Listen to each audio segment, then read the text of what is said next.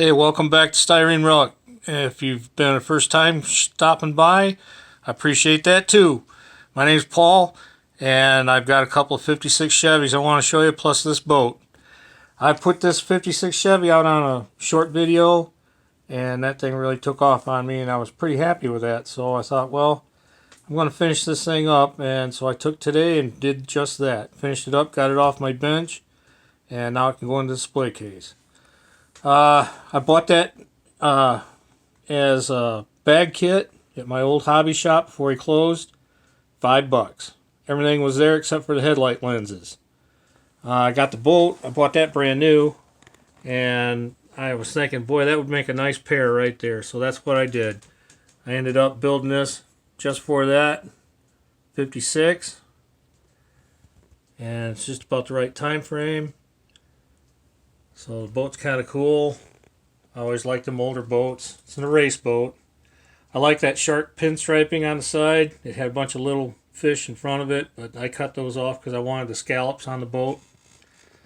So, yep, kind of cool.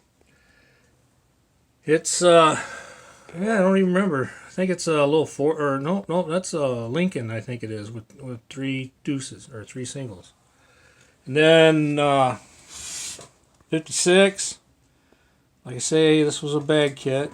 I gotta find some lenses for the headlights yet. I've got them. I just didn't dig them out. I need to do the turn signals in amber on that real quick. You know that I say that, I think they were just amber bulb instead of the whole thing being amber. So, yep, I got this thing going, and I used this Rust-Oleum turquoise with that funky spray top, and I got started spraying that car, and right off the bat it quit spraying. Brand new can. I'm thinking, what the heck? Well, I turned it upside down to clean the nozzle out, thinking, maybe it was something like that, and it started spraying again. Turned it upside right, it wouldn't spray. So I think the pickup tube or something in it wouldn't work, so, or fell off or something. So anyways, had to spray this car upside down. So, yeah, and the boat. So let me unhook the boat, and I can show you a little more of this car. Let's see. I got the whole thing put together today. Like I say, it was sitting around. Not a whole lot going on, and I could work on my psychedelic 60s, or I could get this thing finished up. And I thought, you know what, I'm just going to go ahead and get this thing finished up. So that's what I did. I guess I can take the hood off and show you that. So it's nothing special. I wanted to keep it stock. So, it's got all the stock amenities to it. Nothing out of the ordinary. I did have the all the chrome for it. So, and then I don't know if no, I really can't see the dash on this either. But yeah, and I had to make my own trailer hitch. It's nothing spectacular. I just put a pin on a flat stock and a square stock in the back on the axle, or on the frame. And I really had to do a lot of grinding on the back glass because the interior wouldn't come up high enough to set in right. The back glass might have come out of a different kit or something. I'm not sure on that because it was not cooperating at all. But I got it ground down when it finally fit. Undercarriage, I used it a little bit weathered. I didn't want to keep a brand new car looking, pulling the boat, because not everything's perfect every time you use it. The only other thing that really kind of bothered me was this distance between the bumper and the car itself.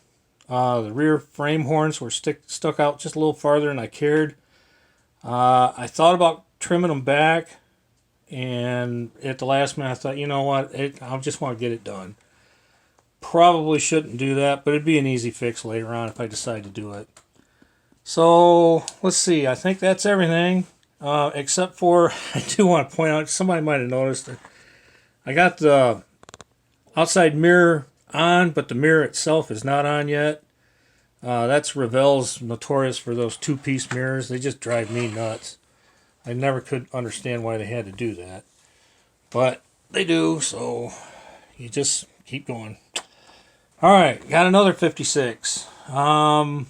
In my room here, I have the hood ornament and that hood nose piece, the chrome piece that goes across the front. I just can't find it. I got them, but I don't know where they're at. I'll find them. This is that monogram kit, 124 scale. That blue one that has flames on it and that. And so, yeah, it is a nice little build. I kind of did this one kind of quick. This one, I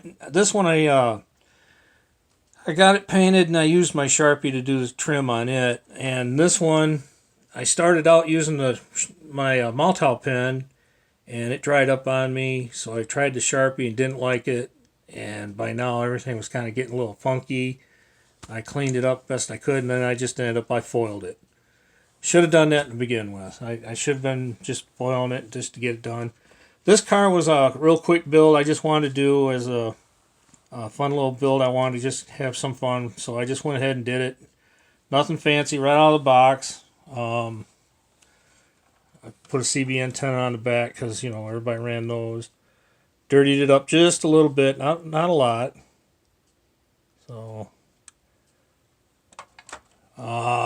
let's see if I can get the hood open on it. Yep. A couple of 4 barrels in there. Small block Chevy. Of course. Can't have a 55, 56, 57 without a small block Chevy in it. That would be like blasphemy, right? Alright. So, let's see. That's that on that one. It does have crazy bucket seats in it. From the kit, and it's got a roll cage in it.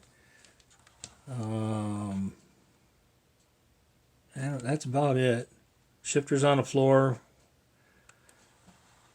Yeah, you know how it is with a black interior. Everything just goes into the abyss when you try to take a picture of it. So the last one I want to show you is Mark Batson over at Hobby Dude 007. He was saying that this was one of his Grail kits, and I got this in a box, parts. Well, it was a whole bunch of stuff I bought from a guy. He was just selling it off. It was something he'd built when he was a kid. All of them. I mean, he probably had 30 kits in there that I bought all together, and so this was one of them. I just never was a fan of this car. Never really was a fan of Barris, to be honest.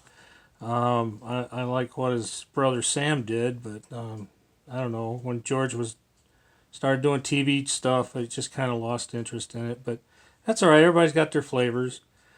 This one runs a little engine in the back, and it's got the. See my pointer. I bought that myself. It's got the light. What am I trying to say? Oil lamp lights, and he's got them painted red for the light, tail lights. And then up here they got. I can hold it still. That won't focus on it, but you can see up here. These are little candles, and they're not in there very straight, but. And then that post up there by the seat, that's how you steer it. Telephone back there between the 2 buckets. And over here you got the gas pedal and the shifter. And there's a TV up here in front, because you got to watch TV when you're in bed, right? So this is the cheetah pattern blanket. That's regular cloth. It came with that kit. You could, and then these are the headlights right here. I should know the name of those headlights, and I'm completely drawing a blank. I apologize. So, the Oga horns up here. So here's my thing. I can't remember seeing the box, and I didn't do any research on it before I did this video. But if you notice, the driver is on the left, and the gas pedal and the shifter is on the right. And the horn's on the right. So I don't know if this is something that he had done, or if the guy that built it years ago had that frame, the bed frame, not the frame where the engine's sitting, but the bed frame itself, had it upside down. I don't know. It's hard to say, because that would have put everything in the right spot if it was over there, I think. I don't know. It doesn't matter. But yeah, kind of a cool thing. A little bit different car, that's for sure. They not a whole lot of them out there, I know. So I got one of those crazy things that are out there. I just thought, I know Mark said he wanted to see it, and there you go, buddy. That's my bed buggy. Well, guys, I don't want to hold you up anymore. I appreciate you guys stopping by. I really do. I appreciate everybody, new ones, old ones. About the last week now, I've gotten a whole lot of subscriptions. Kind of really appreciative. I really thank everybody. I really do. Because it means a lot to me. I really enjoy this. I want to keep going at it. So, hey, like and subscribe. Leave me a comment. Leave me a thumbs up. Leave me a thumbs down. I don't care. However you guys think. So, talk at you later. I got to get busy on this 67 Impala. Talk to you later.